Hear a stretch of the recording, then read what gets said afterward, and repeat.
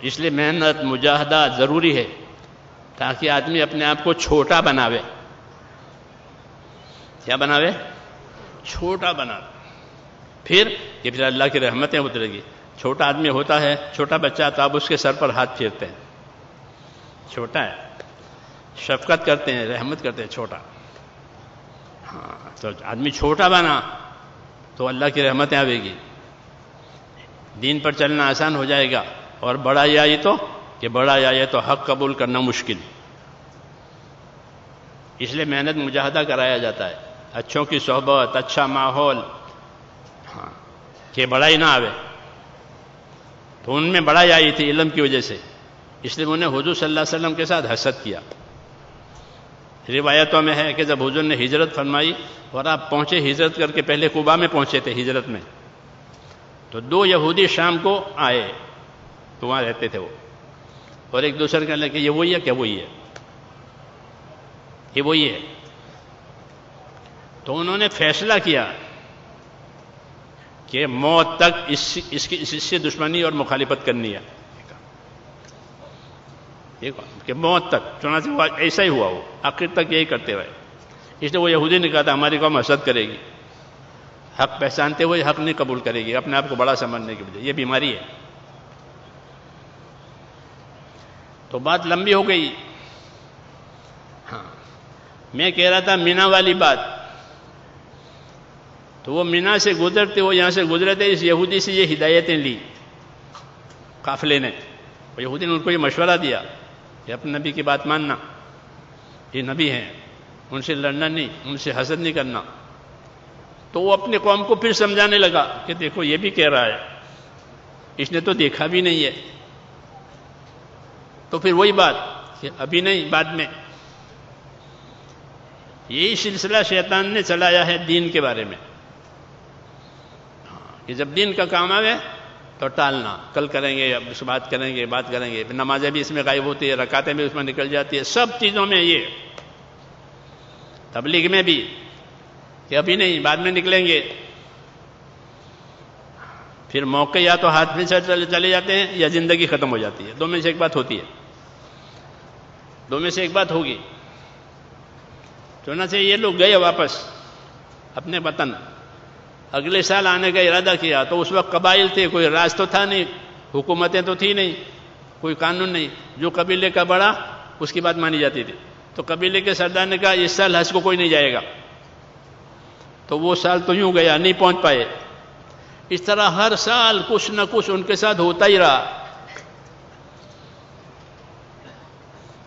اور ان کو موقع نہیں ملا. ہر سال کوئی نہ کوئی رکاوٹ آوے، موقع ہاتھ سے نکل جاتے ہیں. یہاں تک کہ حضور صلی اللہ علیہ وسلم نے مکی زندگی گزار کر کے مدنی زندگی پر آئے، اور مدینہ کی بھی 10 سال ہو گئے آپ کو. ان کو موقع نہیں ملا کہ دوبارہ آویں. 11ویں سال میں جب حضور صلی اللہ علیہ وسلم نے اپنا حج کیا اور لوگوں کو دعوت دی کہ ہمارا حج ہوگا اس سال، ہمارے ساتھ حج کرو. نبی ہر حکم کو دعوت کے ساتھ جوڑتے ہیں. حج کا حکم آیا تو حج کی دعوت دی، نماز کا حکم آیا تو نماز کی دعوت دی. ہر حکم کو دعوت کے ساتھ جوڑنا، وہ جو دعوت قبول کرے اس کو اس حکم کی تعلیم دینا. اب اس نے بات تو مان لی ہے، اب اس کو سکھاؤ. تو نبی کا کام ہوتا ہے دعوت دینا، تعلیم دینا، دعوت دینا، تعلیم دینا، تاکہ زندگی حکموں پر آوے، طریقے پر آوے. یہی ہمارا کام ہے کہ دعوت دی اور دعوت قبول کی اور سیکھا کہ اب دوسروں کو سکھاؤ.